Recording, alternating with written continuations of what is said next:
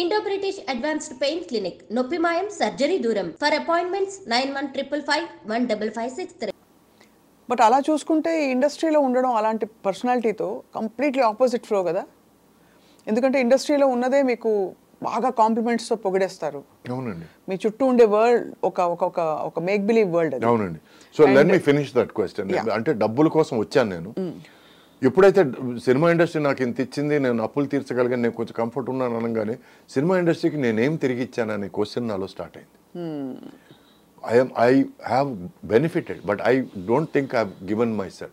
There is much more to give. అని మెల్లగా ఎక్కడో సినిమా మీద లవ్ స్టార్ట్ అయింది. ఓకే, లవ్ స్టార్ట్ అయింది. Okay, I started listening to scripts. I started listening to something nice. ఒక 10 లక్షల్లో ఈ పాయింట్గా చెప్పాలి, నిజమా చెప్పు, ఆ తర్వాత so this became a challenge. అంటే పెద్ద డబ్బులతో చెత్త సినిమా తీసిన వాళ్ళు కూడా చూసున్నాం మనం. But somebody who can do magic win a small. అందుకే నాకు తేజ అంటే అంత ముచ్చటండి. 30 లక్షలతో అప్పుడు చిత్రం అనే సినిమా, చిత్రం కదా అది, అవునవును, చిత్రం చేసినప్పుడు I was the first one to go. కౌగిలించుకొని amazing, that is value for money. ఎందుకంటే ఎక్కడో ప్రొడ్యూసర్ ఉన్నాడు లోపల తెలియకుండా. బికాస్ కళకి డబ్బులకి పెద్ద సంబంధం లేదండి. You can do it with money, lot of money, you can do it with very less money. So for me I started loving films. So ఆ సినిమా మీద ప్రేమతో నేను సినిమాకి ఏం ఇస్తున్నాను, ఏం చేస్తున్నాను నేను ఇక్కడ అనే క్వశ్చన్ స్టార్ట్ అయింది. So it became the art became more important than money.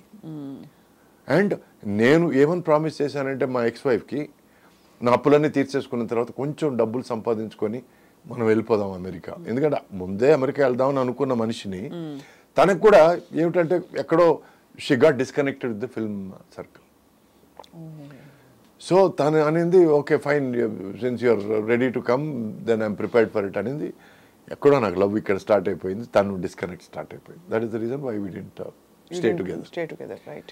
ఎందుకంటే నేను గట్టిగా నమ్మేది తర్వాత నేర్చుకునేది ఏమిటంటే, అప్పుడు అది అర్థం కాలేదు, చెప్పడం అర్థం కాలేదు, బట్ విషయం అర్థమైంది. ఇప్పుడు చెప్పడం అర్థమైంది. ఏమిటంటే ప్రేమ అంటే కళ్ళలో కళ్ళు పెట్టి చూసుకోవడం కాదు. ప్రేమ అంటే 4 కళ్ళు ఒకే డైరెక్షన్ చూడడం.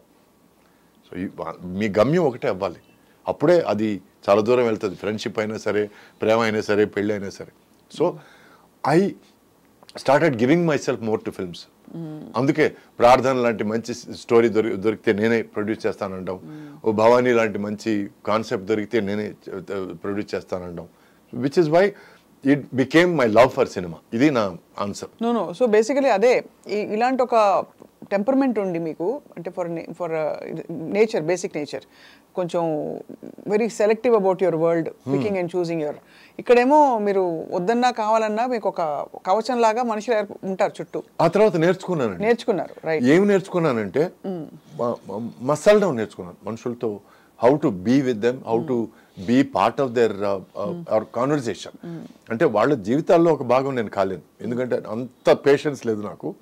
అప్పటి వరకు ఎట్లా కలిసిమెలిసి ఉండడం, ఎట్లా వాళ్ళు చిన్నపిల్లవాళ్ళలాగా మాట్లాడితే నేను చిన్నపిల్లవాడే మాట్లాడడం, అప్పుడు ఏదైనా వాళ్ళు ఏదో వేషాలు వేస్తే నేను కలిపి వేషాలు వేయడం. I learned to be a part of that, so that I don't feel bored and I don't make them feel like I'm వీడేదో పెద్ద తోపు అని ఫీలింగ్ అనేది రాకుండా ఉండడం కోసం నేను I learn to get along, which was also important part of my learning to act.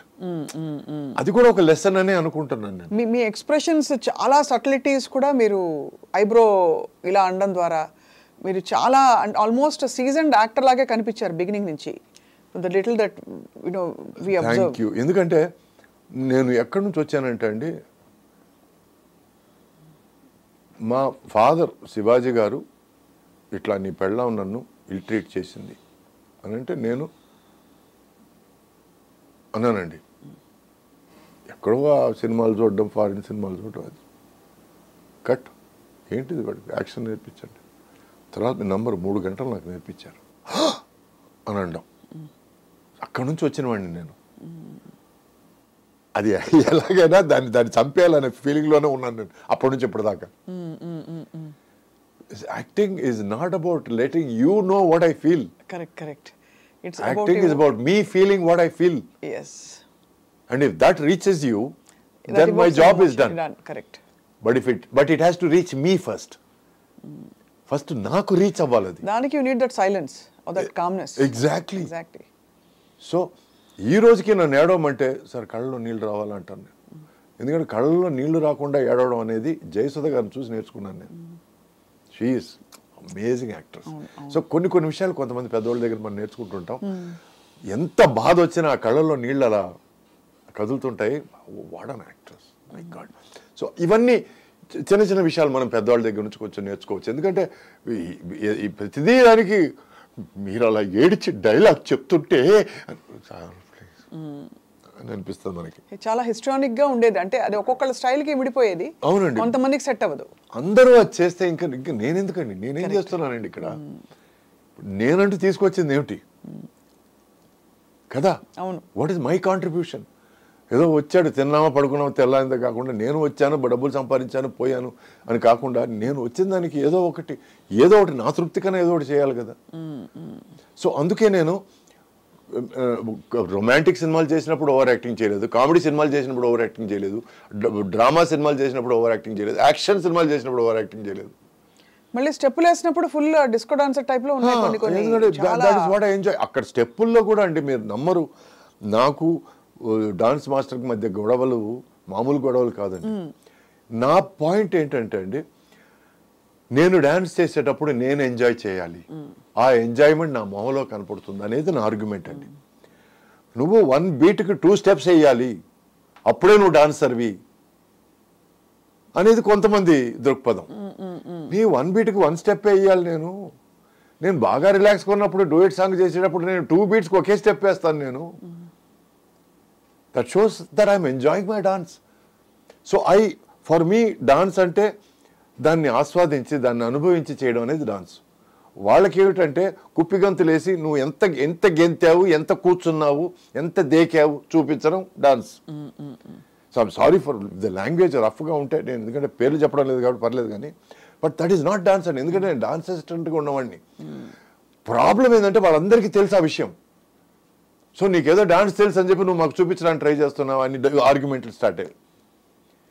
ఇప్పుడు అదే ఏదైనా వేరే పెద్ద హీరోనో వాట్ ఎవర్, పెద్ద అని నేను క్యాజువల్గా అంటున్నాను కానీ నో డిస్రెస్పెక్ట్. మీరు బాబుకి ఏ స్టెప్పులు రచితే ఆ స్టెప్పులు చేద్దాం అనేది వేరే. నాలాంటి వాడు దొరికితే నా మీద ఎక్స్పెరిమెంట్. నువ్వు డాన్స్ అసిస్టెంట్ చేస్తావు, ఈ స్టెప్ వేయడానికి ఏమి, ఈ స్టెప్ నేను వేస్తాను బట్ ఈ పాటగా స్టెప్ సరిపోదు అనేది నా ఆర్గ్యుమెంట్. అయ్యేవా ఆ టైంలో ఆర్గ్యుమెంట్స్? చాలా అయ్యేవి. నాకు నా ఫేవరెట్ డాన్స్ మాస్టర్ వచ్చి శివశంకర్ అండి.